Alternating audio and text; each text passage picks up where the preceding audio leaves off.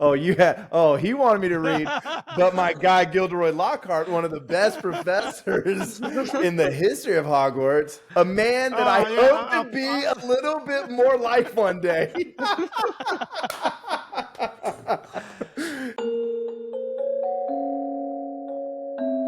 Harry has an invisibility cloak, which Andrew, you and I talk about all the time. Where's that stupid cloak at? Harry and Ron break away from their professor so they can sneak into the girls' bathroom. Next time on The Chamber.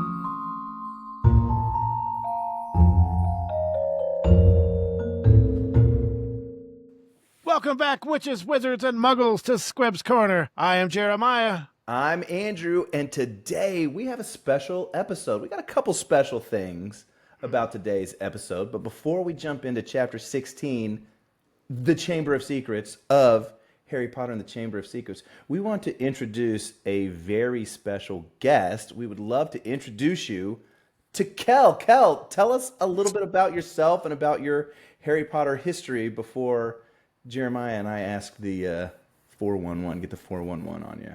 I love it. Awesome. Well, yeah. Hi, everyone. Super excited to be here. I am Kelly Jean, whatever makes sense, for you to call me in the moment. Oh, Kelly Jean is. Yes, Kelly Jean. By Kelly Jean, likes green beans on TikTok. And I love Harry Potter more than just about anything. Harry Potter was kind of my gateway drug into becoming a major book nerd. And so nowadays I read just about anything and everything. And that's what I like to talk about on TikTok. So whether it is books or what I am doing and where I'm traveling, I love to kind of just put that out there on the internet, talk about theories, talk about different things I'm reading. And Harry Potter was the start of all of that. And Harry Potter is kind of the consistent theme through a lot of what I am posting. So really excited to break down this book. Chamber of Secrets is one of my faves, and this chapter is a great one. Love it. I have to ask you a quick question. I asked this to a lot of people. Have you read Mistborn by Brandon Sanderson?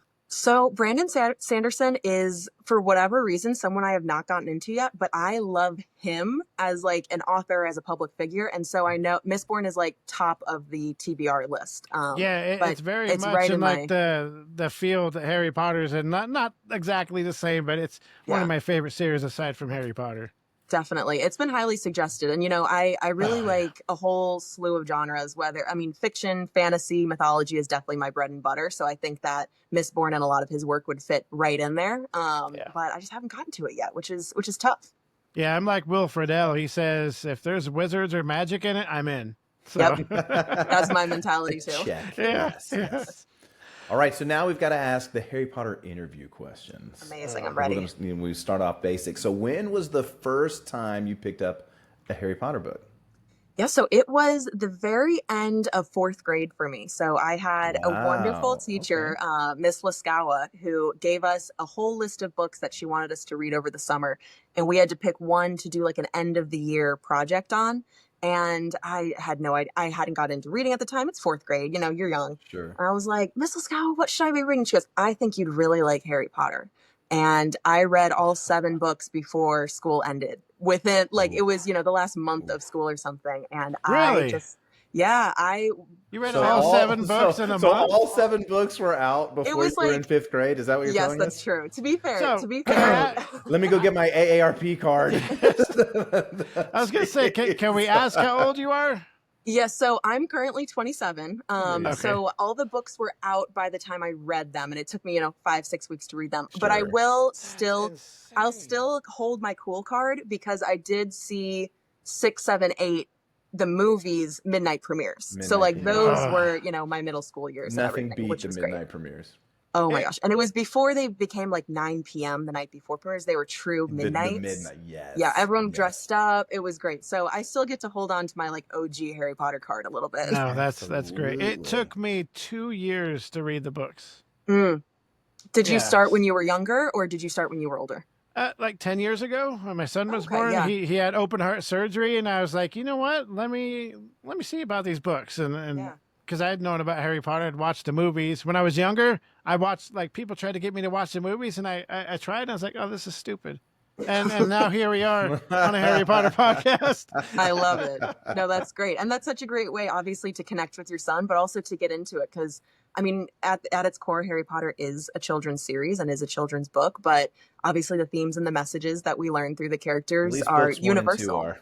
Yes, Yeah, yeah, At books least one books and 1 two and for 2 sure. are. Yeah.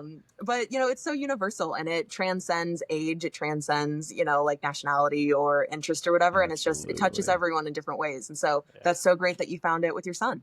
Yes, thank you. So our second question we have to ask, Absolutely. what's your house? If my blue jumper didn't give it away, I am a tried and true Ravenclaw. I am a Hufflepuff. Love it. And Andrew, how about you? I'm obviously a Gryffindor. I mean, Obviously. So we got a good spread here. Yeah, we do. We need a Slytherin in here. Yes. Yeah. Do we? Do we need a Slytherin in there? Well, no. Actually, Depends on the if you're a wizard that went Slytherin, bad stay wasn't out from of here. Slytherin house. You're not gonna fit in here right now. Yep. So I'm a Ravenclaw and very proud. Good. I love it. So have you gotten on, so what used to be Pottermore, but now just harrypotter.com, have you gone on there and do you have a Patronus? Do you have a wand? Different things like that? So again, with my OG Harry Potter card, I remember staying up till midnight to try to get the password to unlock the original Pottermore back when it was just, the desk images playing around and stuff.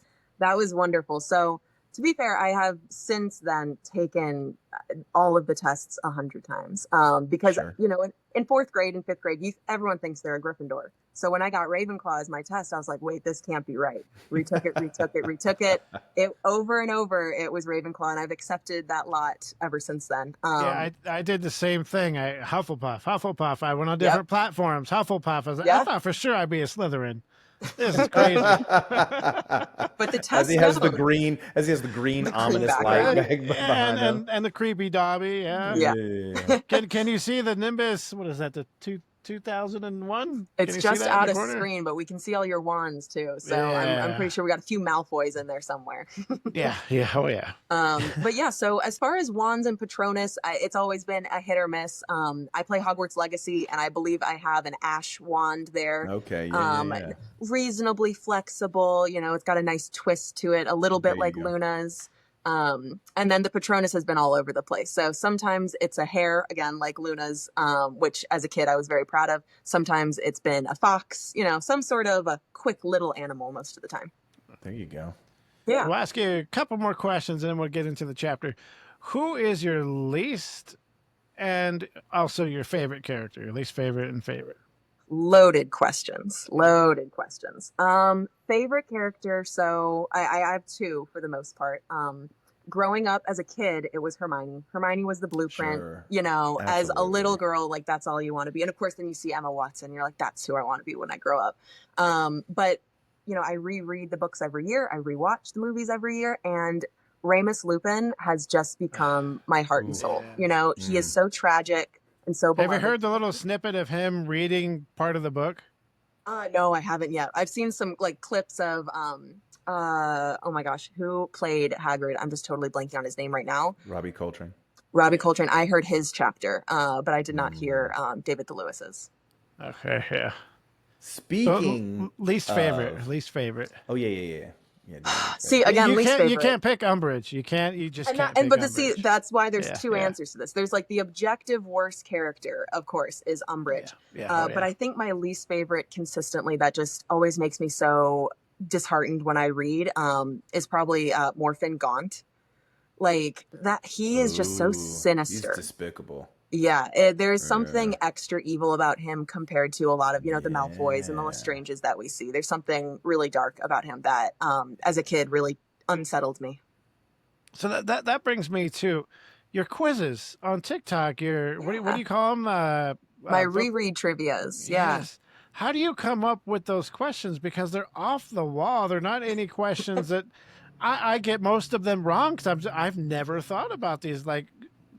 Yeah, no, I appreciate that. So, like I mentioned, I reread every year. And as someone who's an avid Harry Potter fan and trivia, goer, I truly get sick of the same questions over and over and over. And it becomes less fun when, you keep getting asked, what is Hermione's Patronus in every Harry Potter trivia you get. And so that's true. as I redid my reread this year, I was like, Wait, can Jeremiah answer that question? Oh yeah, pop quiz. What is Hermione's Patronus?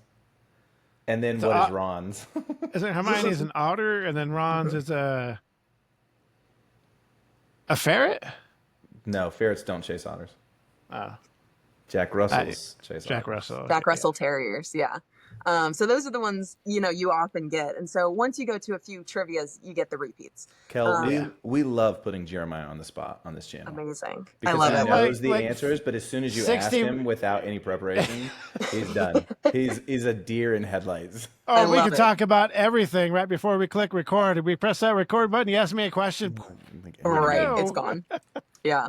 But so as I was rereading this year, I was like, I'm going to make my own trivia of things that aren't necessarily just one-off lines, but things that if you've reread the books 10, 20, 30 times, you'd probably remember one or two of the answers. Yep. So it's 5 questions every week. I've been following all the books. So right now I'm about halfway through Half-Blood Prince. And as I was reading, just picking up little things where I'm like, oh yeah, I know what line comes next because I've reread it so many times.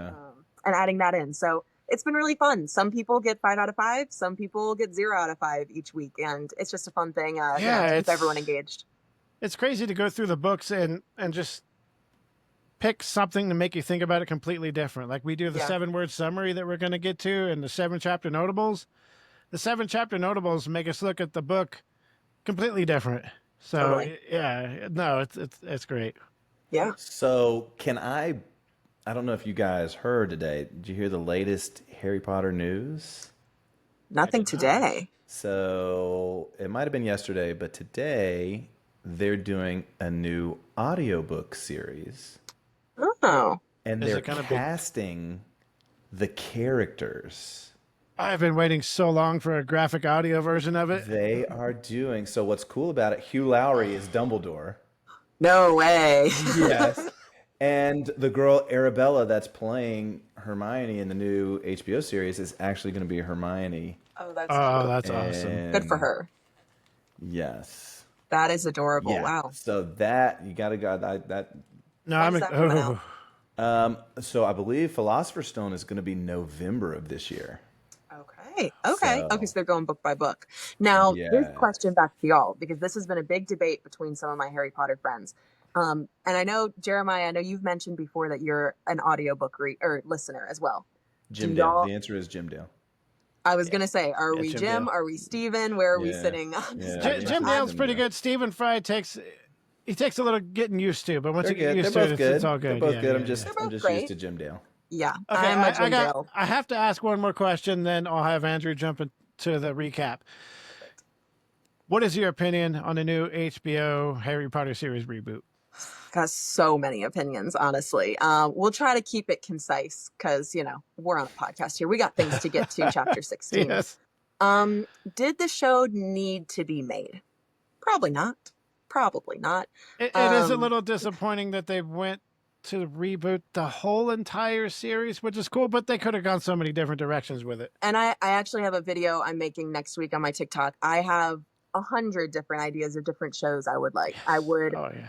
Obviously, Marauders, Founders, Noble House of Black, but give me something about the Chudley Cannons, like a Ted Lasso, give me something. I want like a E-News gossip rag on Gilderoy Lockhart, things like that, where it's like, we could have gone in a lot of different directions here. And I don't know if it needed to be made.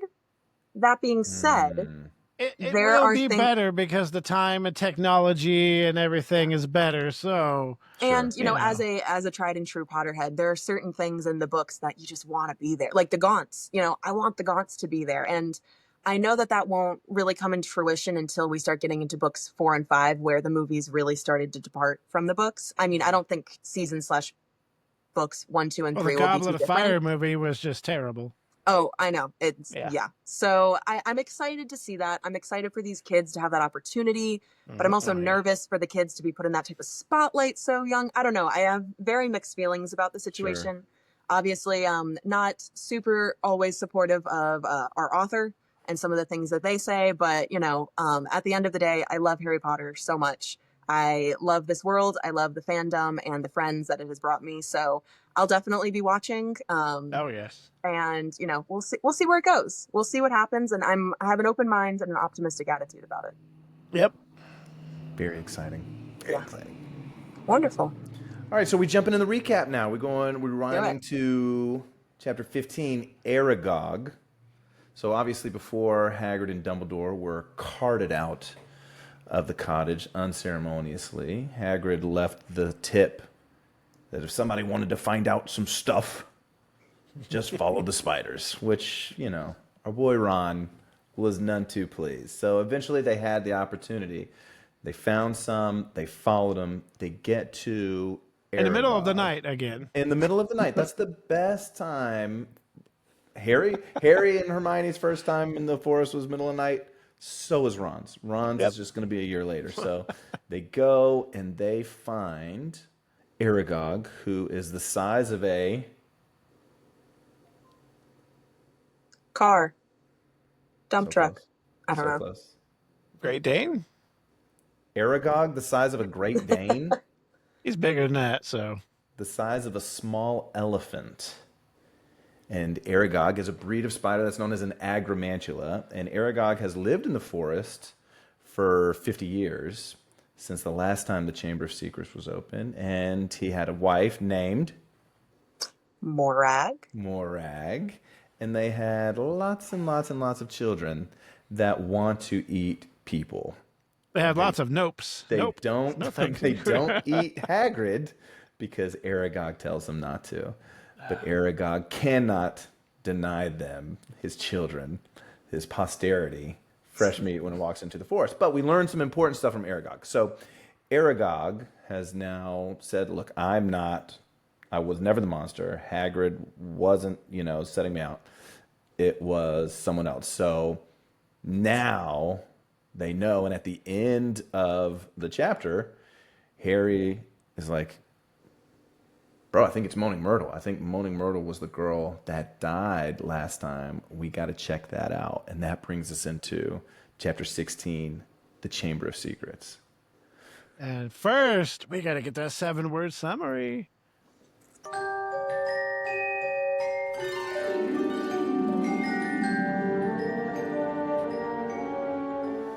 Kelly, I will let you go first on this because I did tell you about this. Let's see what you got.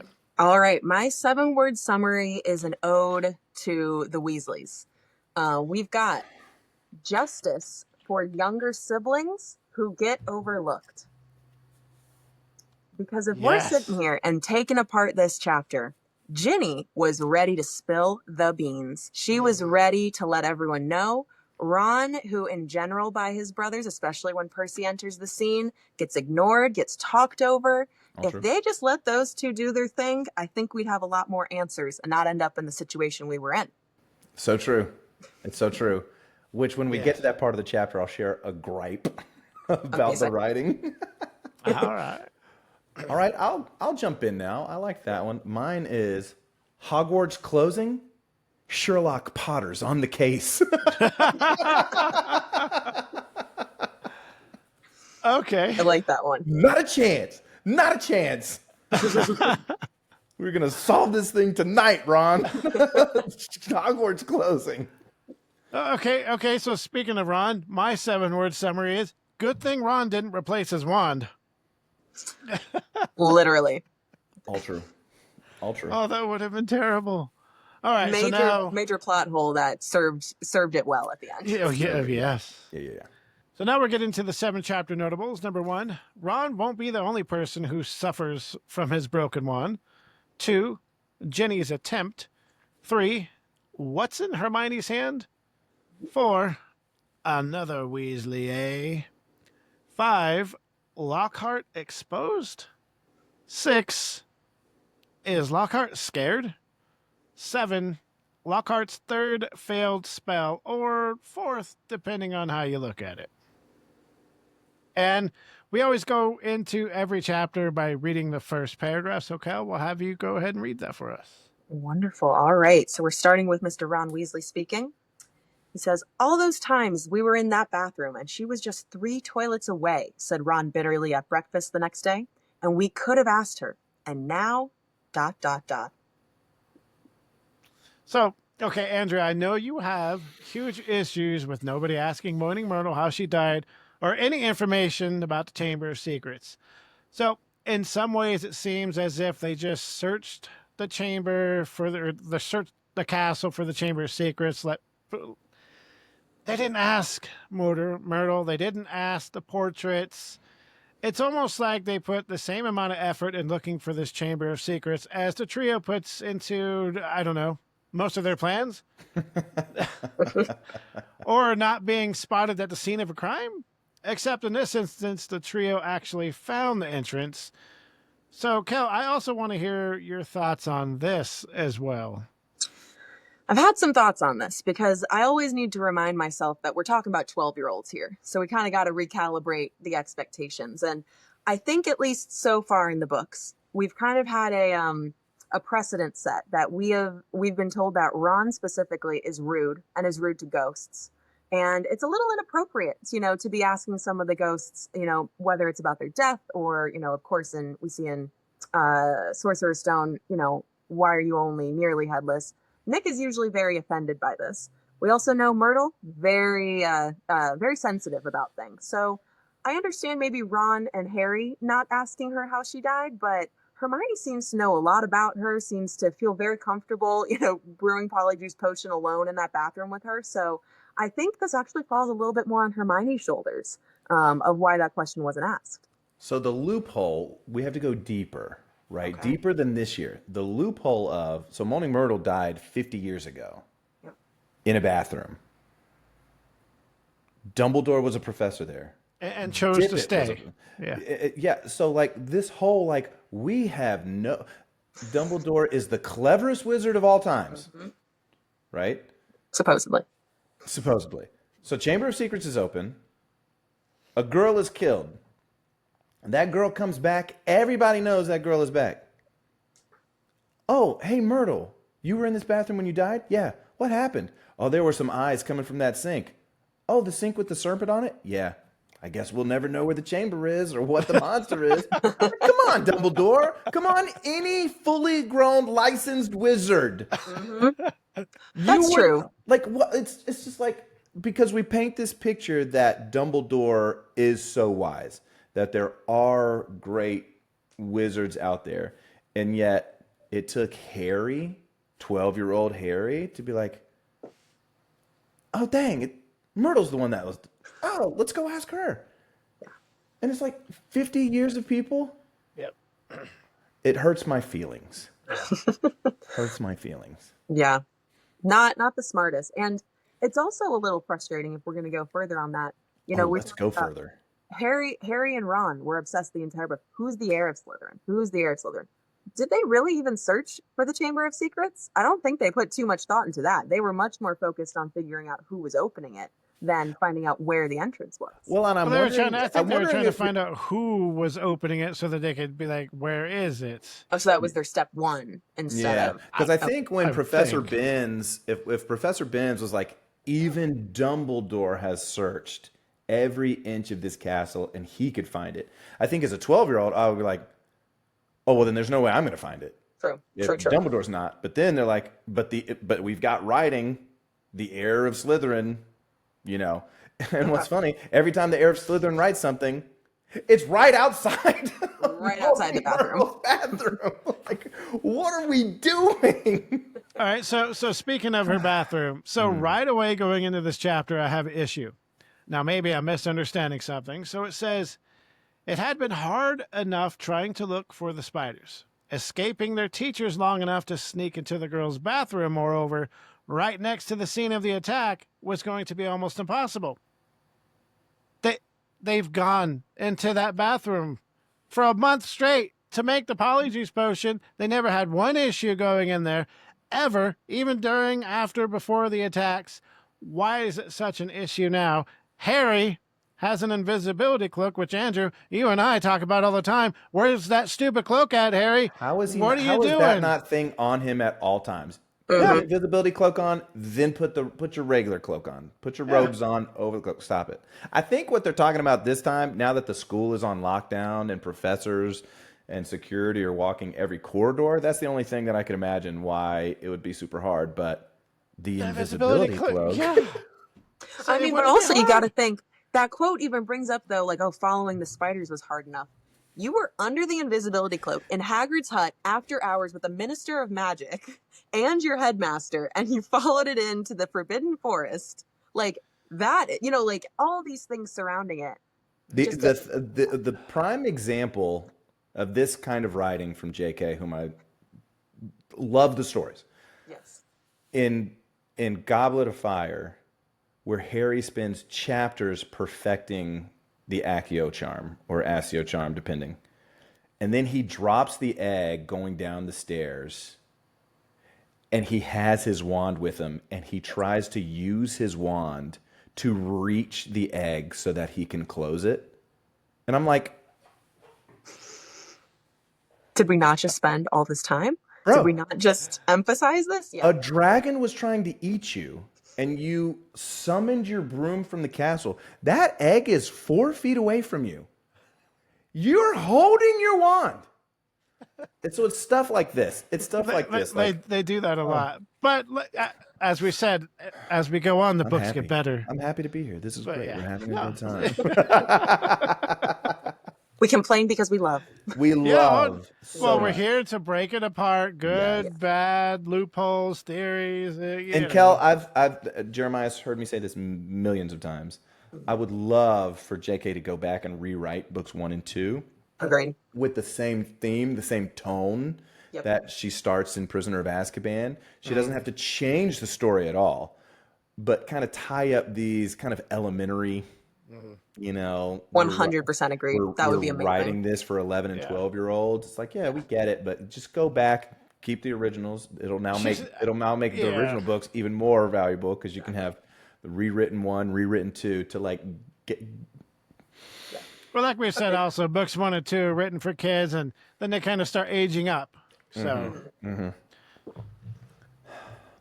This is good. This is good. Therapy. That's right. So obviously, with all the issues going on at the school, we have to remember that obviously Hogwarts is still a school. So now it's getting close to the end, and I love how this is a surprise for the kids. Professor McGonagall comes in and she announces that all the exams are still going to take place. And people are like, but people are petrified. There's schools on lockdown. Our nerves, our nerves are going. We're in fight or flight mode. No. You're going to take your exams. And so I love Neville drops his wand and makes one of the table legs fall apart, and McGonagall's just like, I'm a great wizard. I'm a great witch. I'm a great witch. I'm going to fix this for you. And so chapter notable number 1, Ron can't take any practical exams because obviously trying to stop the Fort Anglia, his wand's broken. But I don't know if if in year 2 they have practical exams. I think he'd said something about not wanting to take the exams because of his wand. So I think they do have practical exams. They just don't talk about it. I don't remember that. I think you're a liar. And I don't know too much about the school supply, needs that are currently at Hogwarts. When you go to at least, an American public school and stuff, you got to buy supplies for the classroom too. I would like to think Ollivanders and Hogwarts has a deal for some backup wands. You're telling me Ron is the first student to break his wand and like not be able to take exams? There needs to be some we got school brooms. Get a school wand just for like easy. There you go. He just doesn't want his mom to find out. I mean, another howler? No thanks. Oh yeah, that'd be tough. And you sold the car, and you've got to get you a new one. Which reminds me, Kel, you mentioned the Chudley Cannons earlier, right? Have you heard the theory of why the Chudley Cannons are Ron's favorite team? No. It's a sad theory. It's a sad theory. So the Chudley Cannons are historically one of, if not the worst team in the league, which means that their paraphernalia is cheap. God. Because no one wants to buy it. It's the Chudley Cannons. Like nobody roots for them. But the Weasleys could afford Chudley Cannon gear. Yeah, so they would support Ron's So they would appreciation for support. this. So Ron supported Shelly Cannon gear because that's the only gear that he could afford. God. Okay. Way to bring the mood down, Andrew. Okay. You know what? Make me all emotional So about many Ron things Weasley. happen. Welcome to the podcast, Kel. Yeah. Buckle up. You're in for a bumpy ride. This is just the beginning. You're nothing but a whomping willow at the end of this episode. Yeah. All right, so McGonagall had another happier announcement to make, and naturally, people started guessing. Most people guess things that are of vital importance, such as maybe Dumbledore's back, maybe the heir Slytherin was caught. But Woods, befitting his whole entire character, Quidditch matches, back on! Man's got priorities. Yes. Yes. All wrong. The answer? The mandrakes were ready at last, and the petrified bodies would be de-petrified. 5 points if you can guess who didn't join in the cheering. Anybody listening? That's right. Draco Malfoy. Now, I have a question. Ron mentions that the exams are in 3 days, and when Hermione finds out, she'll go crazy because she hasn't had time to study. And he says we should probably leave her where she is because it would be kinder. Agree or disagree? I think she would be more upset if they didn't wake her up for exams. Exactly. She Yeah. lives for exams. Yes. Now, but we got to consider, though, Hermione lives for exams. And Hermione's only been petrified for what? 2 weeks, 3 weeks? Not much. Poor Justin. Poor, Colin. I mean, I think they've both been since before Christmas. Yeah. They've been out for a while. I think they need to get a pass on these exams. Yes. So speaking of Colin, I have a question. The camera. The film disappeared. Why? So they actually mentioned this in this chapter. Did they mention why the film disappeared? Yes, because so when Mrs. Norris was there, the glare of the basilisk hits the water. When Justin gets the glare, it went through Nearly Headless Nick. So the camera and Nearly Headless Nick obviously got hit with the glass, but he couldn't die again. But the camera, the film took the direct glare, so it. I guess I'll just say sure. But it's a terrible thing because that means that any inanimate object that the basilisk looks at should also be destroyed. Yeah, so why didn't the mirror get destroyed? Yeah, the mirror didn't get destroyed. The water didn't boil. You know what I'm saying? So it's like. I get that. I get Nearly Headless Nick, but I don't get the film. Doesn't make sense.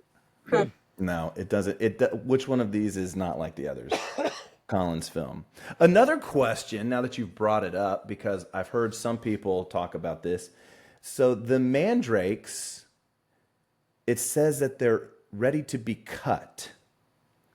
Some people believe that they're killing the mandrakes. I thought about that reading this chapter as Some well. people say they kill the mandrakes, and my personal opinion is like, oh, they're just trimming the top. Yeah, they're just trimming the top, and now they're using that. Yeah. So I thought about that. assume I was that like, are was they killing because- the mandrakes? Because I would like to think, now, this is me giving Professor Sprout a benefit of the doubt, but early on we hear, these mandrakes, they go through puberty and they start shacking up together and all the things. So I would imagine you'd trim the top almost for them like a haircut because almost like any other plant, you would need them to reseed, right? sure, yeah. So you can't just have one. So I would imagine it's just trimming the top. The bottoms can reseed, do their thing, and then, we've got more. I can rest comfortably thinking. Yeah, that it's sounds just- better. Yeah, we're just trimming the top. Okay, so obviously this whole book has kind of been a theme. Ginny has been acting very strange the entire time, acting very out of character, even though we really haven't established her character that much in the book. We see her, she's embarrassed, she's morose, she's, sad over cats, different things like that. So chapter number 2, Ginny's attempt, she goes, and I have a big gripe with this, she goes to tell Ron and Harry, she sits down, she's wringing her hands, and watching this, Harry is like, oh man, that kind of reminds him of Dobby, when Dobby wanted to tell him something, but knew that he shouldn't.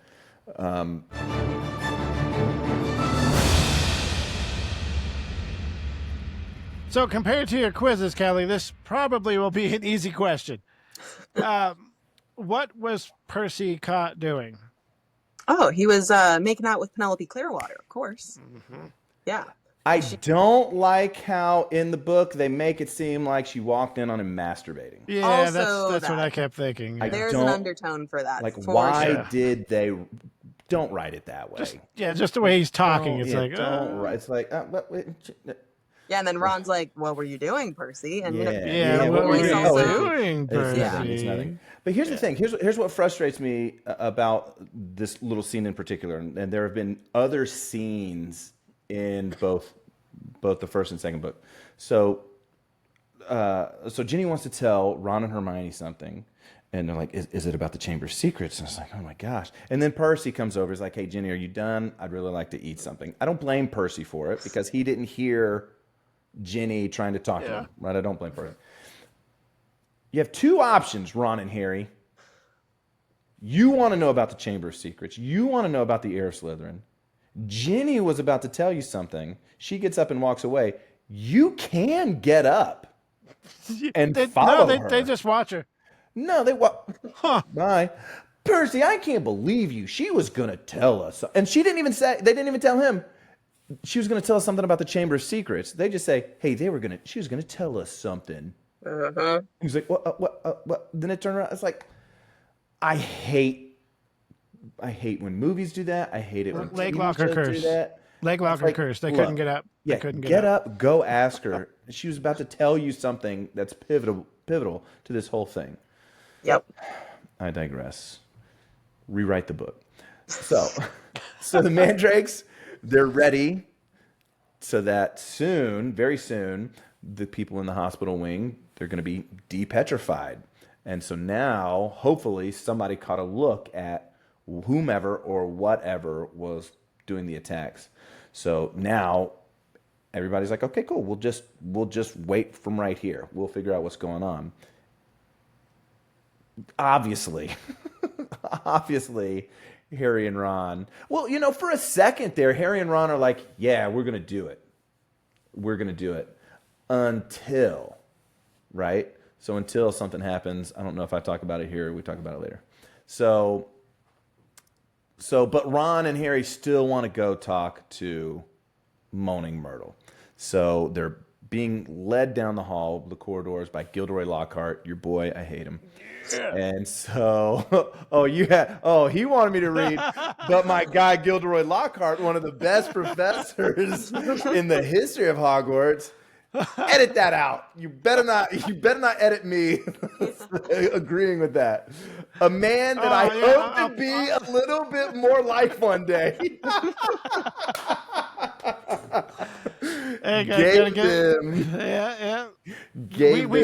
We started something now, so this is going to be an ongoing thing. I love it. So if you listen to the opening of chapter 13, he did something and said, "Oh, somehow that's not going to get cut out and it's going to stay in." I put that and then kept it in. Yeah, I kept it in, and then bam, there's the intro after all that. Look, I know who I am. I have no shame. I was laughing so hard every time I went to put it over there and make sure it was good. You got to do it. So Harry and Ron still want to go to Moaning Myrtle's bathroom, but they've got Gilderoy. They've got other teachers there, so obviously they know how to butter up Gilderoy, and so he's like, I shouldn't be doing this. I got to work on my other lessons. And Harry's like, yeah, we got this. We're a hallway away. Like, you go. Really? Yeah. And Ron's like, yeah, get out of here. We're so close. So he's like, yeah, good, great, awesome. So Gilderoy leaves. So now Harry and Ron have the chance to go to the girls' bathroom. So great sentence. The girls' bathroom. Yeah, the girls' bathroom. Yeah. Harry and Ron break away from their professor so they can sneak into the girls' bathroom. Next time on the Chamber of Secrets.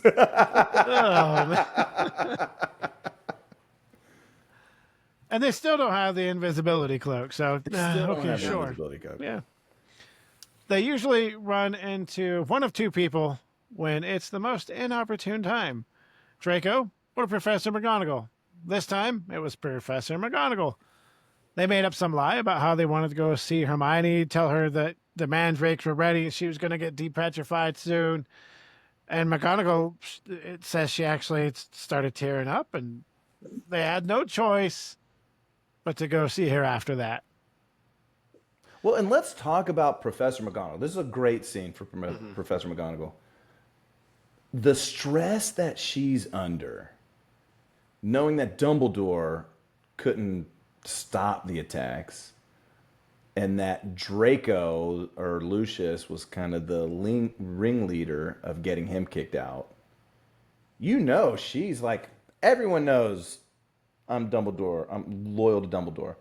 Oh, yeah. She's probably like, are they going to out me?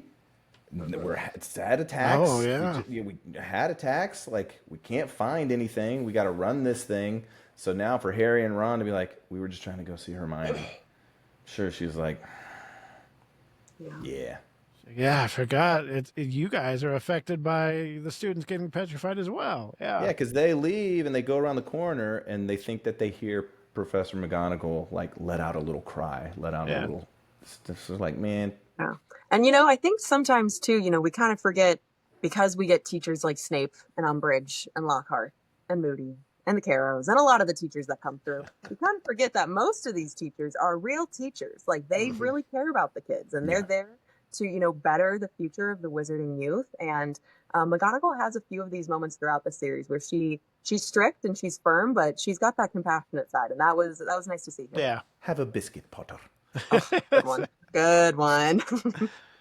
So it was actually a good thing that they got caught because Hermione had done more work being petrified, or I guess I should say prior to being petrified, than Ron or Harry had done probably at all. So now we get to chapter notable number 3, what's in Hermione's hand. She had figured what the monster was, a basilisk, which, according to online, their mythology dates back to ancient Greece, including its evolution. It is described as a serpent or dragon-like creature, sometimes with a rooster's head, or a crown-like marking. It has venomous fangs and toxic breath, but the book's description is a little bit different. Mm-hmm. Yes. When Harry unsmoothens the page that Hermione is holding, it says, "Of the many fearsome beasts and monsters that roam our land, there is none more curious or more deadly than the basilisk, known as the king of serpents. This snake, which may reach gigantic size and live many hundreds of years, is born from a chicken's egg, hatched beneath a toad. Its methods of killing are most wondrous, for aside from its deadly and venomous fangs, the basilisk has a murderous stare, and all who are fixed with the beam of its eye shall suffer instant death. Spiders flee before the basilisk, for it is their mortal enemy, and the basilisk flees only from the crowing of the rooster, which is fatal to it." And then, of course, beneath that, in Hermione's hand script, Harry recognizes the word pipes. Boy, do I love the description, but the chicken eggs hatched beneath the toad was just a little silly thing she threw in there. Yeah. One of my favorite memes, I saw it years ago, and it does this. It shows the writing that Hermione wrote, you know, a chicken's egg hatched beneath a toad. Underneath it, it shows Dean Thomas yelling at Neville, "You better keep a lock on Trevor. You better keep a lock on Trevor, Neville. Don't let him out of your sight, bro. Jeez, what are you doing?" That's funny. So there's a lot to unpack with just that short little description there. Mm-hmm. So it seems, so if you stare directly at the basilisk eyes, then, well, if you don't stare directly at the basilisk eyes, then you don't get killed. You're not getting the full force of the stare. So that's how you're getting petrified. Colin saw the eyes through the camera, so the film was burned up for some reason. Justin saw the basilisk through Nearly Headless Nick. He got petrified. Obviously, Nearly Headless Nick couldn't die again, so he was almost turned into a smoky state, right? Hermione and the Ravenclaw, who's the Ravenclaw? Miss Penelope Clearwater. That is correct. Saw the basilisk through the mirror's reflection, but it didn't destroy the mirror because... Apparently not. There we go. Really strong mirror. Magical Am mirror. Wait, are we about to see What If? I can't wait. we might have to cut this out because it's a theory that I'm just now inventing for future books. Oh, we go to theories. Yeah, Okay. What if that mirror is, I don't know whose mirror it was. Could have been Penelope's. It was Penelope's. Never mind. I was going to say, what if it was in Dumbledore's possession? He gives it to his brother Aberforth, but this is way before the mirror starts coming. Yeah. Yep. Talked myself out of it. Never mind. Cool, though. I like it. Like, what if it's a magic mirror? But yeah, you hold up the two-way mirror and Aberforth gets petrified. It's petrified. No. I like Kelly Jean. I like where your head's going. I was thinking there, but too early. So Mrs. Norris, she saw the reflection of the basilisk stare through the water that was on the floor. So the crowing of the rooster is fatal, and we've seen Hagrid has talked about his roosters being attacked, which Hagrid being a fan of magical creatures, you would expect him to be like... Anyway. Maybe he just doesn't know about the basilisk. Maybe he doesn't know about the basilisk. I think he's a fan. I wouldn't call him a pro. He's no zoologist. He's no Newt's commander. So, and the reason why nobody has seen it, obviously Hermione figured out, it's been going through the pipes. And the reason nobody is hearing it, which I disagree with this, we've talked about this, the reason nobody is hearing it is, it's the parcel tongue, right? He's speaking parcel tongue. But the snake doesn't make any noise at all. But the snake is still making noises. You've got a 1,000-pound snake going through these cement pipes, going.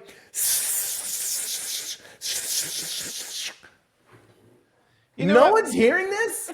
What is the spell that they use in the Deathly Hallows to mute noise? What is it? Oh, come on. You got to put the pressure on him back, Kel. You can't let him get away that easily. What if that's being used with the basilisk? That is a spell that the Half-Blood Prince created, from my understanding. So I don't think that is something that we're not quite there in this book yet, so we're not going to spoil it. I don't think the person who is controlling the snake knows that spell. Well, we don't know if the Half-Blood Prince created it, but we do know that it was written in his time. So there's other stuff, because the things that he created, we see it in the memory, or we see it written down, like created for nonverbal. But that's a great theory. It was that after could the be time. something. And Muffled is actually a stationary spell as well. I don't think it's an actual. It's not one that moves. Would That's a good move point. around something, but I guess if it was the I heir of doubt it, but Slytherin- I'm just trying to make it make sense. Even if it doesn't make sense, we'll make it sound like it makes sense. in right? this magical universe. This is how I make sense of it, though. I think the big difference here that we need to think about is the difference between the books and the difference between the movies. Because when we think of the basilisk, we are thinking of that monster from the movies. True. True. But if we go back to Greek mythology, if we go see the source material at Fantastic Beasts and Where to Find Them, and if we even use source material in the book, when they go down in the chamber in this chapter, they see the dead skin. It's only 20 feet long. Mm-hmm. We know that these snakes live for hundreds of years. The snake is only 50 years old. This is a baby basilisk. Plus, you got to think about a snake if we're going movie accurate. So I got to correct you there. Okay. The monster of Slytherin was already in the Chamber of Secrets. Okay. So I assumed that he created it and put it in there as well. No. It was already in there, so it could be hundreds of years old. Yeah. So that's why I like that they said it's 100 years. So the monster of Slytherin was left by Slytherin himself. Oh, so it is hundreds of years. And so the heir of Slytherin would be able to release the monster of Slytherin. Okay. Does that make sense? So then my only major defense of it would be, how big are those bathroom pipes? Right. Because they all eat like kings. Yes. So maybe those pipes. To the author, well, the toilets work just fine, right? They did not have plumbing in the magical world until like the 1800s. It's so true. It's so true. Yeah. How big is this snake that we're talking about? I like to think if we're talking about a 20-foot long snake, we're talking about a big, like, Brazilian anaconda. Yeah, we're talking about anacondas here. I could see that fitting through a pipe quietly.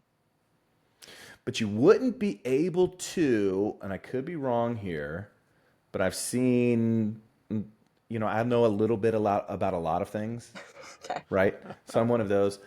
So if we look at a snake that size, none of them have fangs long enough to stab through Right. It's a foot long thing. anything of substance, Good point. right? So when they describe the fangs, you're able to hold it and grasp it, and You're right. so but again, is the 20-foot snake, did it shed hundreds of years ago when it was 20 foot long?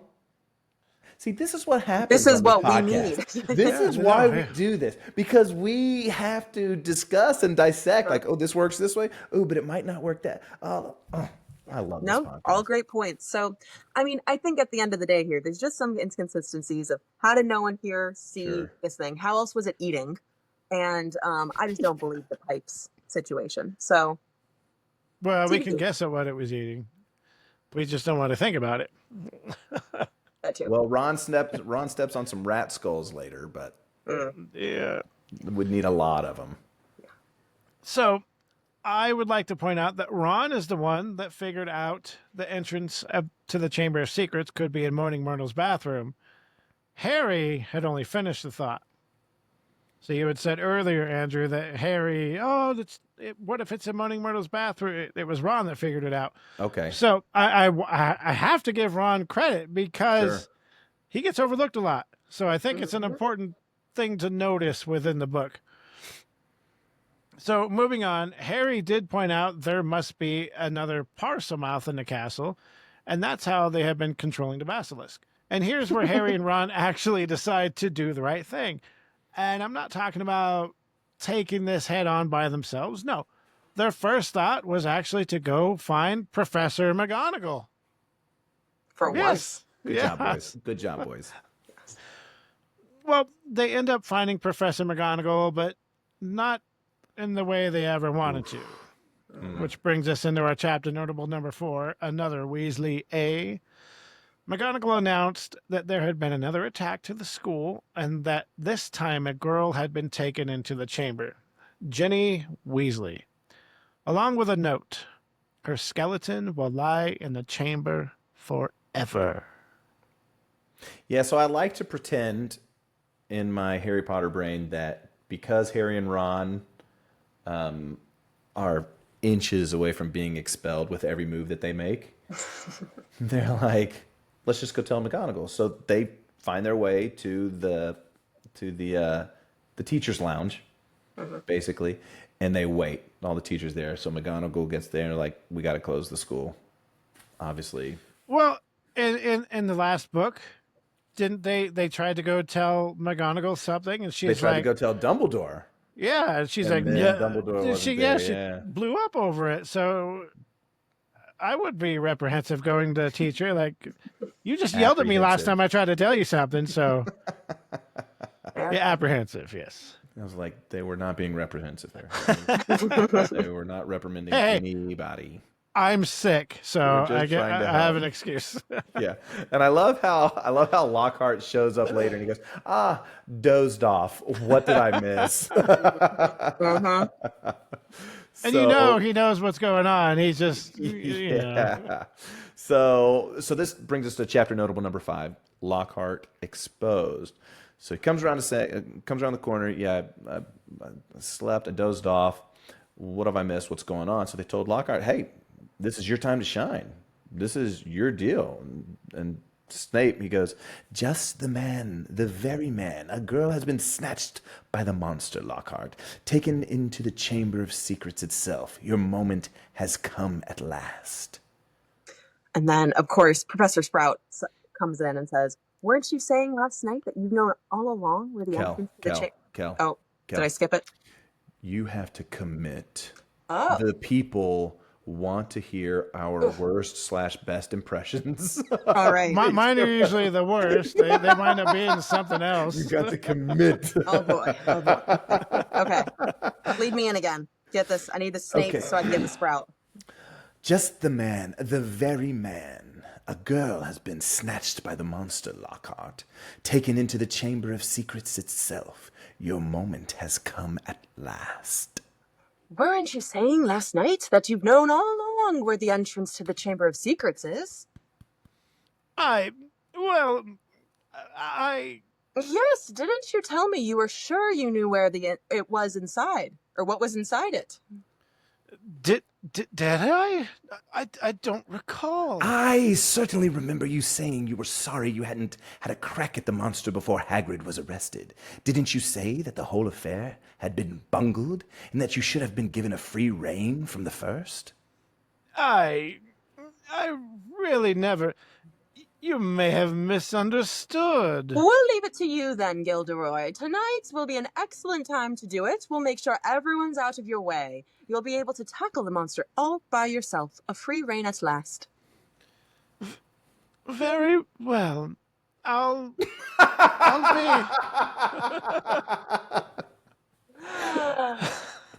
I'll be in my office getting ready. I love it. I love it. And then McGonagall says...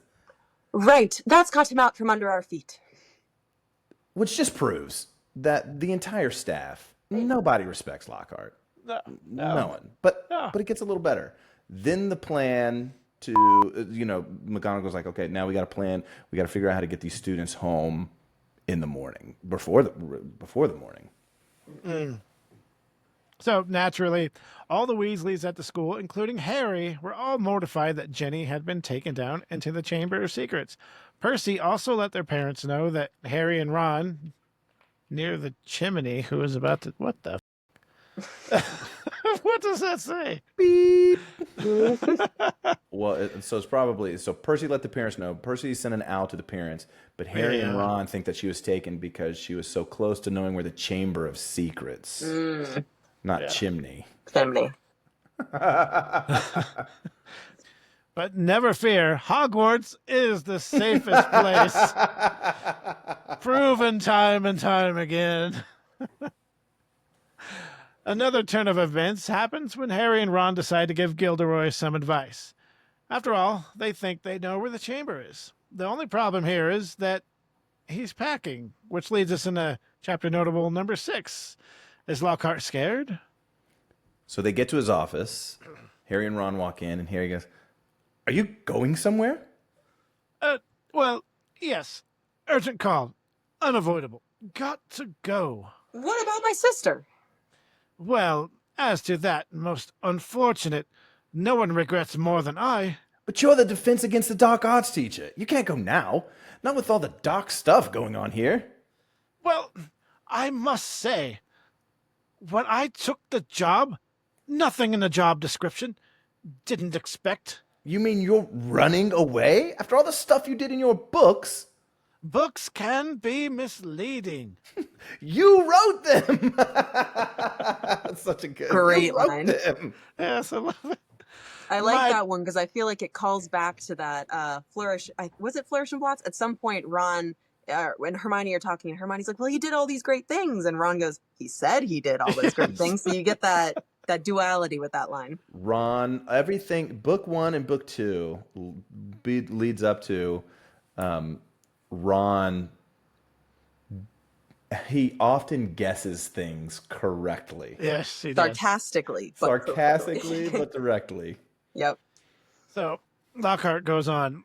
My dear boy, do use your common sense. My books wouldn't have sold half as well if people didn't think I'd done all those things. No one wants to read about some old, ugly American warlock, even if she had saved a village from warlocks. Pretty sure it was... He. Armenian?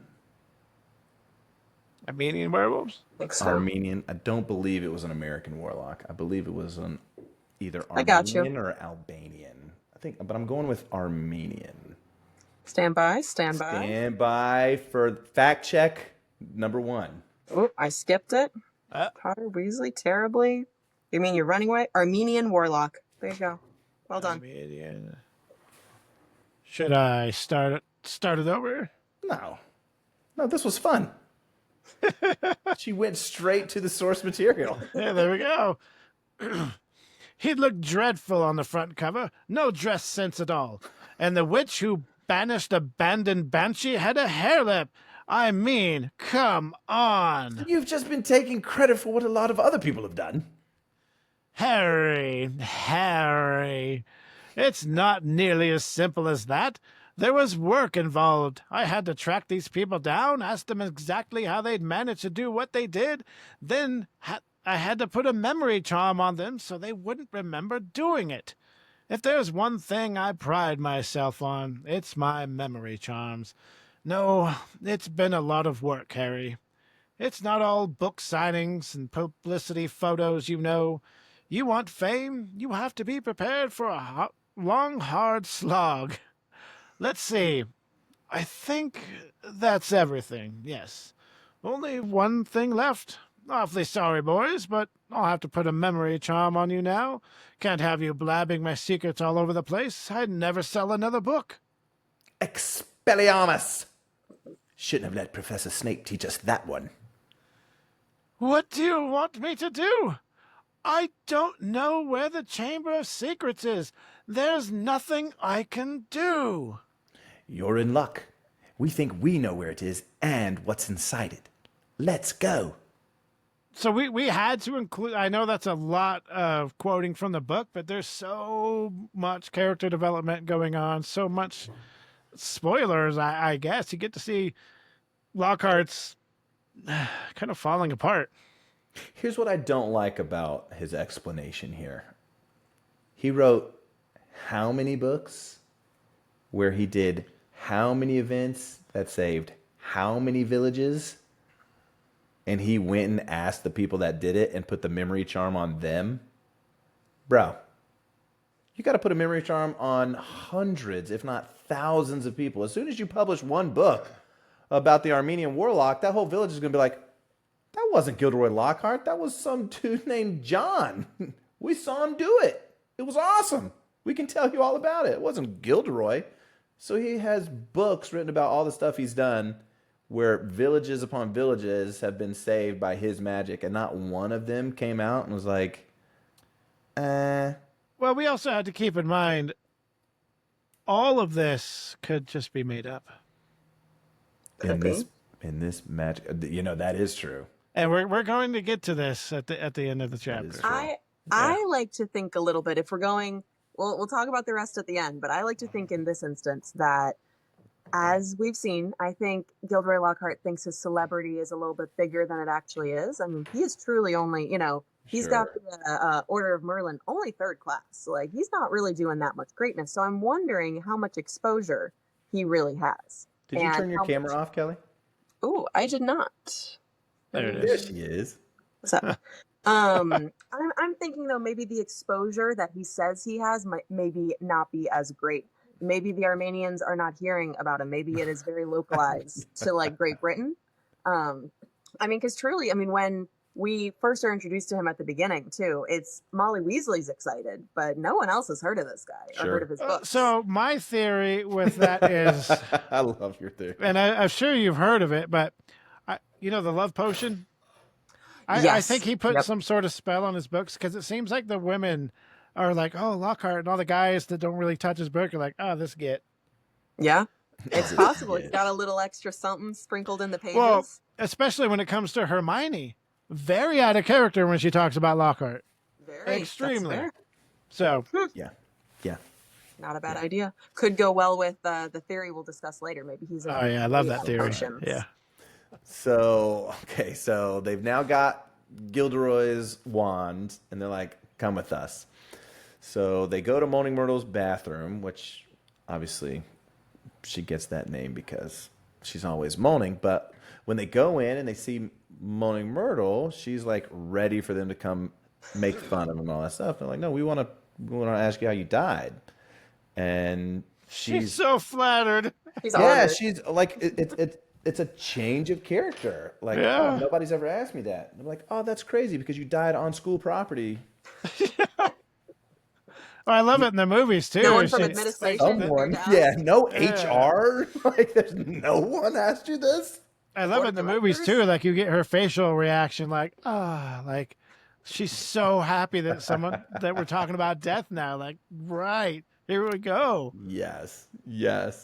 So it turns out that a girl named Olive Hornby was making fun of her glasses. So she ran into the bathroom stall and she locked herself in, obviously. So then she heard a voice. But the strange thing was that it was a boy that came in, and she says that he was speaking this weird language. So she opened the door to tell him to leave, and when she opened the door, she died. She said that she remembers seeing a big pair of yellow eyes, then being dead, but not knowing how she died. And it's here that we learn that she came back to live in the bathroom because she was going to haunt Olive Hornby, which isn't just petty, but it's like pro level petty. I mean, that's a 14-year-old girl for you. I You know, mean, yeah, like that yeah. is high level petty, and I I respect am it. coming back. Yes. So she told them that she saw the eyes over by the sink, and so they went to go inspect the sink. She said that they saw one that what they saw. So in the movies, it's like a serpent knob, right? Kel, one thing, I've watched all the movies before, and I love parts of the movies, but I don't watch the movies because Gotcha. they infuriate me so much. Fair enough. So Um, in the movies, there is like on the base, like the spout yeah. handle area, there's just a picture. It's almost like the Slytherin like crest. Okay. It's just a Yeah. picture. Yeah. So in the I love book, Myrtle's reaction. That one's never worked. yeah. So they find, kind of etched on the side. There's a little snake there, and she's like, yeah, that one never worked. So Ron tells Harry, hey, say something in parcel tongue. And he tried to. Says, open up. And Ron's like, no, that was in English. So I eventually just love Harry. love the Jim Dale reading of it. Open up. Yeah, English. open up English. Short. And so Harry, tries to visualize that it's a real snake. And then he's able to say open up in parcel tongue. And then you see that, it clears this way for this tunnel that no other witch or wizard could have found right Not there even in that girl's Dumbledore. bathroom. No. So they've got to jump into this Was thing. Myrtle so miserable that just everybody went to great lengths to avoid her? Nobody cared to ask, how did you die? No, I don't want to ask her that because she'll probably start crying again. Like The whole thing. Let's just get to Prisoner of Azkaban. he's smiling so much right now for the people that can't see him. Mhm. So obviously this entrance opens up and they make Lockhart go through first. Obviously he didn't want to, but they're like, we've got the wands, get in. So they were in the chamber, not exactly the Chamber of Secrets yet, but they were in like a tunnel. They got through it again, or they thought again, just like in the Chamber of Secrets, the Sorcerer's Stone, that they were miles under the school. And it's described as the walls are dark and slimy and covered in bones. Harry, taking the lead, like always, reminded everyone to close their eyes at the sign of any movement, which we've talked about Harry before. I kind of want to get your opinion on this, Gal. So he went from the Dursleys, suffered all that abuse, and he came over here and he's instantly a leader. I think a leader is a broad term for him. Yeah. Well, I mean, think like he, a complete 180 from how he is makes you wonder, like, how did you get from there to there so quickly? yeah. I think that there was a certain amount of joy and freedom that came from leaving the Dursley's thumb, being out of there. And when he hears, even though he doesn't always feel important or feel like a celebrity, I think just having that aura around him and everyone telling him he's important, I think it gives him a little confidence in the magical world. And when he goes back, he's like, I'm nobody. These people don't care about me. Yeah. In many levels of not caring about him. I think that he's really two different people in Hogwarts and in the Muggle world. So I can see him, having a bit more confidence. And also, we're in a very dire straight situation here. We're not leaving it up to the blonde guy, so someone's got to make some decisions. Well, and I think building off of that, Kelly, because I'm all for that. When you go back to the Philosopher's Stone, Harry learns that Voldemort killed his parents so that he could kill Harry. Yeah. And he failed. Dumbledore doesn't think he's gone. Hagrid doesn't think he's gone.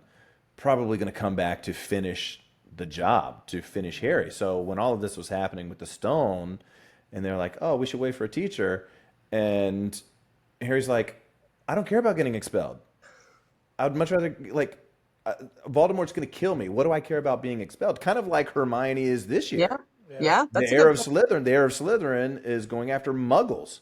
Hermione, you're breaking rules. The Polyjuice potion, the skip it. Yeah. So I think, if anything, I'm not sure so much about the leadership. That could be something, but I think they just really know how to prioritize for 12-year-olds. I don't put him at a leader Oh. until We book get 5. there. We get there. Yeah. Yeah. But right now, I think he is one of those like, look, if behind all of this is something life-threatening, Yeah. you know, I've Could already you imagine survived going attempted from his murder before. situation at the Dursleys, the abusive situation, he goes into the wizarding world, and it's amazing, but he finds out somebody wants to kill him. Like, Tough. Well, I shit. mean, he's probably like, you know what, par for the course. Like, get in line, buddy. You know, Makes sense. we got Dudley. Vernon and fights Ben, Voldemort for the chance to kill Harry. It's not you, Ruddy. I'm killing the boy. I've known him longer.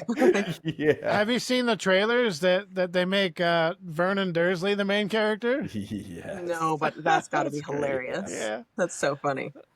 Okay, so they came across a huge snake skin, and Lockhart fainted, but got right back up and took Ron's wand when Ron came to check on him. And we get a real nasty side of Lockhart here. The adventure ends here, boys.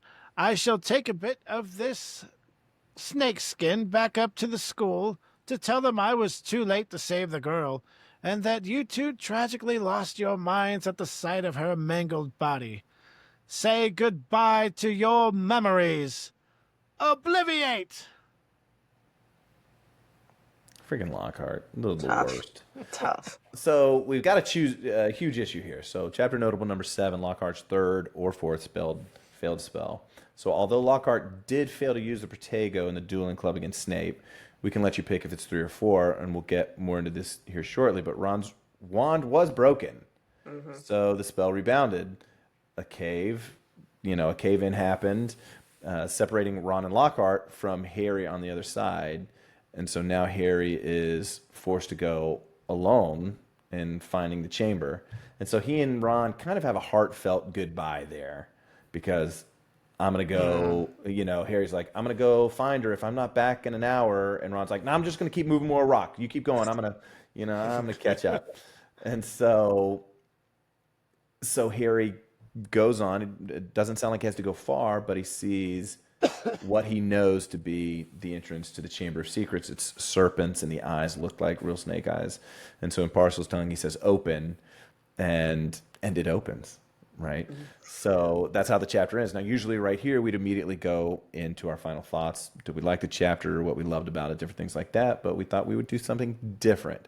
Kel, we've been waiting for a long time for you to come on our channel because of one of your TikToks. So we would love for you to share what you say. And I don't know, Jeremiah is the one that does all the technical side of this. If we can link a video to that, I thought about doing that, but then I was like, well, she's right here. Yeah. So we don't need the video now. So as Professor McGonagall would say, please explain yourself. Thank you for the floor, gentlemen. I have had some off-the-wall Harry Potter theories in the past, I'll admit.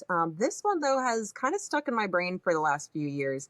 Of course, I do my rereads every year, and you pick up certain things as you reread, as the point of this podcast is. And one of them is that, now, this may sound controversial, but is Gilderoy Lockhart a squib? At very least, on the squib spectrum. I think that there may be He's on the spectrum.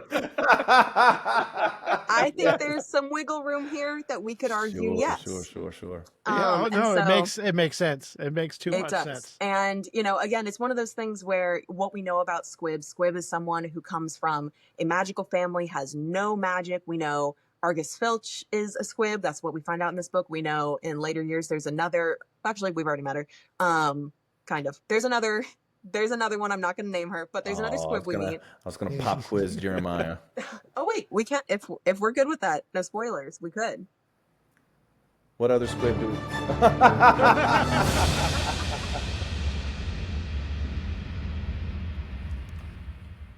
So I know who you're talking about, but I cannot remember her name. Like I remember the it. situation. You got it. But We've I already met her. cannot. We've already met her. Oh, it's somebody's daughter. No, I cannot remember her Every name. woman is somebody's daughter. That's a terrible way to narrow it. Well, to be fair, I've been trapped in these first 2 books for about 3 years, 2 or 3 years. So I haven't had a chance to listen to anything past book 2 in that much time. So Fair enough. Well, our other confirmed Squib friend is Miss Arabella Figg, Harry's neighbor with the cats. And so she comes okay, back I was up thinking of somebody later. else. Okay. So we know that those are 2 people born into wizarding families and have no powers whatsoever. But we do actually have an interesting mention in the Dueling Club chapter. Neville kind of mentions like, oh, everyone knows that I was almost a squib. And Neville is our late bloomer. He's using his dad's wand. He's not exactly set up for success in his family. So I think this kind of opens the door to, okay, some people definitely have more magical abilities that show themselves versus not. And so when we kind of decide, like, Lockhart does not seem to be very good at magic. As we've mentioned in this episode and other podcasts, he continuously throughout the book does not actually perform a single spell correctly. Whether his wand flies out of his hand, whether he says a spell and it doesn't work, or it works in a very counterintuitive way, like when he tries to fix Harry's arm, nothing goes right for him. Or another professor, Snape, McGonagall, Sprout, step in for him and kind of either take over or correct him or things like that. And it just brings me back to what we know. I'm going to use some source material here in chapter 8, the Death Day Party. When we see the quick spell note that Filch has on his desk, it says, ever feel out of step in the world of modern magic? Do you find yourself making excuses not to perform simple spells? Have you ever been taunted for your woeful wand work? Later on the page, my wife used to sneer at my feeble charms. And then lesson number 1 is how to hold your wand. All of these things that we are told that Filch is trying to learn how to do are things that we continuously see Lockhart struggling with and failing to perform when it comes to being a good wizard. Just do what I did, Harry. What? Drop my wand? Exactly. Drop my wand. It's continuously just kind of brought up that, like, oh, he's not actually good at what he does. And now in this chapter, we get the confirmation that everything he said he's done, he has not actually done.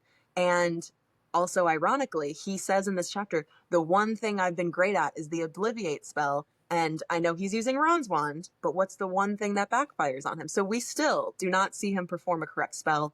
So my argument is that he is a squib/squib adjacent. So, and I love that too, because let's piggyback on Neville, right? Even when Neville becomes Neville, right? He's best at herbology. Yep. Yeah. Yes. We actually don't see, and I would have to go back to 5, 6, and 7. We never see Neville do great magic. We see Neville become great at fighting back, at resisting, and all that stuff. But I believe even in the Battle of Hogwarts, isn't he throwing pods? That could be right. He could be dropping the Snargle pods. Yeah. Well, because you had Peeves is doing it, and I think so we never really see. I think Neville has a confidence issue, though.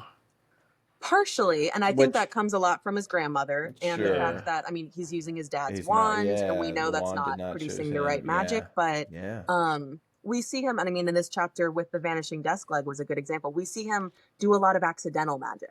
And a lot of just kind of like half-hearted, almost bumbling. Yeah. So I'm not, I think Neville is a fine wizard, and I would agree, Andrew, that I think he's a great character, but he might not always be the best with charms and transformation and some forms of magic. So I would argue that, there's kind of a, like I said, a spectrum of strong to weak magic, and Lockhart is certainly at the very, very bottom of it. Because I think the assumption is that Lockhart went to Hogwarts. He did. That he went and he made it through. Yeah. But we don't really know the graduation requirements of Hogwarts. Yeah, I don't think Neville makes it through. So I mean, Neville, now we also see, people like Justin, Colin, and Hermione who have been petrified don't have to redo a year. So I think they're pretty loosey-goosey about, going on to the next class. But now I'm a big fan of thinking that books are canon. Canon is books, like that is it type of thing. I'm here. The movies are great. Pottermore is great, but those are all additional. Yes. There is a Pottermore Harry Wiki entry about Gilderoy Lockhart that says that he was the oldest of 3 siblings. He had 2 sisters who were both squibs, proper squibs. So growing up, he always thought he was super powerful in comparison. It wasn't until he got to Hogwarts that he realized he wasn't as great as wizard as he thought he was, which could be a part of this. So knowing he's got 2 squib sisters, again, that's not book canon, but if we want to take that into the argument, that can kind of put him somewhere on that lower end. There's so many directions that we could go with Harry Potter. A backstory on Gilderoy. That's what I'm saying. Well, and if that's true, the absolute gall of that man to sign up to be a teacher, to step in front of Snape at a dueling club. Yep. It's one of those, if you tell a lie so many times, it eventually becomes truth. Which is where I think... Oh, go ahead, Jeremiah. Let's talk about Dumbledore. Why'd you hire Dumbledore knows. He was the only one to apply. Yeah. He was the only one to apply for the position. Now, this brings in another question that I've grappled with for many years, especially now that I've brought this, Lockhart theory into the world. Gilderoy Lockhart is a Ravenclaw. Do we agree with that? You almost feel like he would be Slytherin because he's ambitious and cunning. Very ambitious and cunning and conniving. Yes. He acts like a Ravenclaw, but that's the extent of it. Acts. I would argue he acts like a Gryffindor. Very brave, going into these tough situations, big monsters. He's saving people. It's very courageous of him. Well, here's my question. So I think Gilderoy probably found out, assuming that he grew up in the wizarding community, that he's not as smart as everyone else. Right? I think he probably understood that. So could the Sorting Hat have gone on him and was like, oh, I'm going to put you in Hufflepuff, Gryffindor, whatever. And he's like, Ravenclaw. Oh, I want to be in Ravenclaw. Why do you want to be in Ravenclaw so bad? I want to be smart. I want people to think I'm smart. I want to be that. That's a great point. And so now the Sorting Hat's like, well, here's the funny thing. No matter what house I put you in, you're going to take all the same classes as all the other houses. So better be Ravenclaw. So maybe because we know that's a possibility. Yeah. That the hat takes into account what the individual. I think the same, because I've always thought that about Sirius Black. I've always thought about Sirius Black as long lineage of Slytherins, and now all of a sudden he's a Gryffindor. Yeah. And then we learn he did not agree with his parents. He did not agree with his families. So what was the change?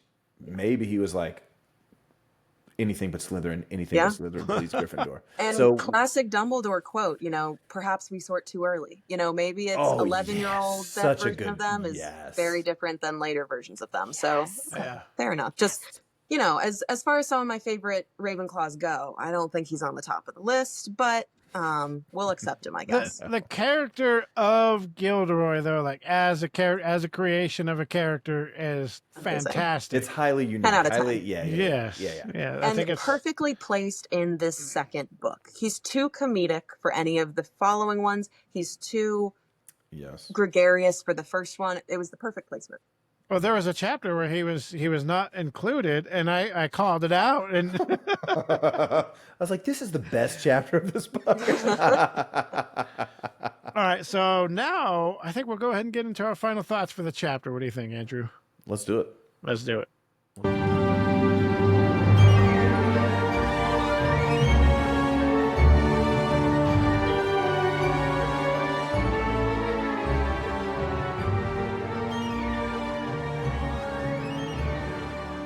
think, Kel, you're the guest. We'll let you go first on this. Wonderful.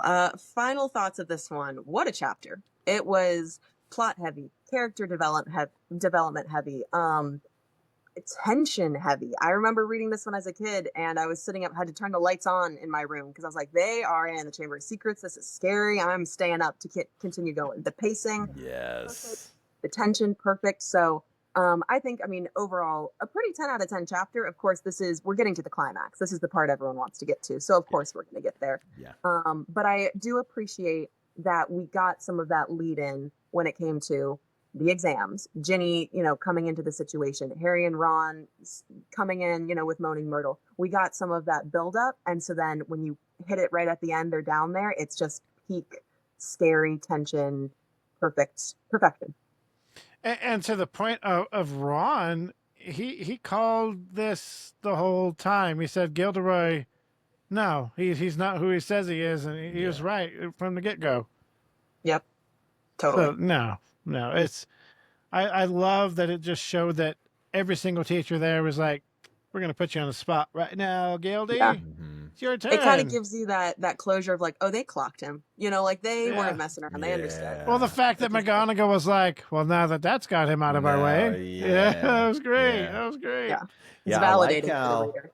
Yeah, I like how in book one, Ron wasn't able to continue on with Harry and Hermione, and then Harry has to go on by himself. And this time it was Ron and Harry that get to go, and then something happens, so Harry has to go on by himself. The fact that Harry has to go, and the chapter ends with him opening the Chamber of Secrets. You're like, not going to bed tonight, going immediately. I was just going to ask, so when you read this book, did you, okay, he's going to open up the chamber. Next chapter tomorroor, or was you like, not a chance. No. The book was getting finished that night, with all lights on, and yes, all lights on. Fourth grade Kelly was not taking a chance of looking in a corner and seeing darkness. I know in the Sorcerer's Stone. Was it the Sorcerer's Stone or Chamber of Secrets when Harry opened up his door and somebody was already in his bed and you're like, it was earlier, Dobby. When Dobby was on his bed, but someone was already there. Who was Next that? Page. Tell me now. See you tomorrow. Yeah. All right, so Kelly, do you have social medias that you would like to plug for anybody to come look you up? Of course, yeah. My TikTok is where I spill my guts about all my books, my theories, do my rereads. Just finished up a Percy Jackson and a Fourth Wing reread, so those types of things. Ooh. So hit me up at Kelly Jean Likes Green Beans, KELLYJEAN, and then likes green beans, how you would assume. You can spell it. I'm on there all the time. Love to see everyone's thoughts about my theories or some of the Harry Potter reread trivia that we're still doing. So you can find me there. Yes, thank you for being on this. Thank you. This was a lot of fun. This was great. I love doing this kind of stuff with people who really, know their stuff and are worth their salt. So thank you all for having me on. This was wonderful. Absolutely. And hope we can do it again sometime. Oh, yeah. So thank you all for listening. Wherever you may be listening from, please don't forget to subscribe, follow, and tell another Potter fan about us. Join us next time as we review Chapter 17 of the Chamber of Secrets, The Heir of Slytherin. Kel, one last time, sign us out. All right. Thanks for joining, everyone. And remember, don't let the muggles get you down. Squibs Corner is hosted by Jeremiah Lobaugh and co-hosted by Andrew Beecham and myself. We would love to hear from you, so drop us a rate and review. To inquire about being a guest, or if you have questions, comments, or just want to give us your Harry Potter story, email us at squibscorner@gmail.com. To watch Harry Potter merch unboxings, follow Jeremiah's YouTube, Accio Potter Guy. Lastly, you can leave us a voice memo and follow us on Instagram at Squibs Corner Podcast.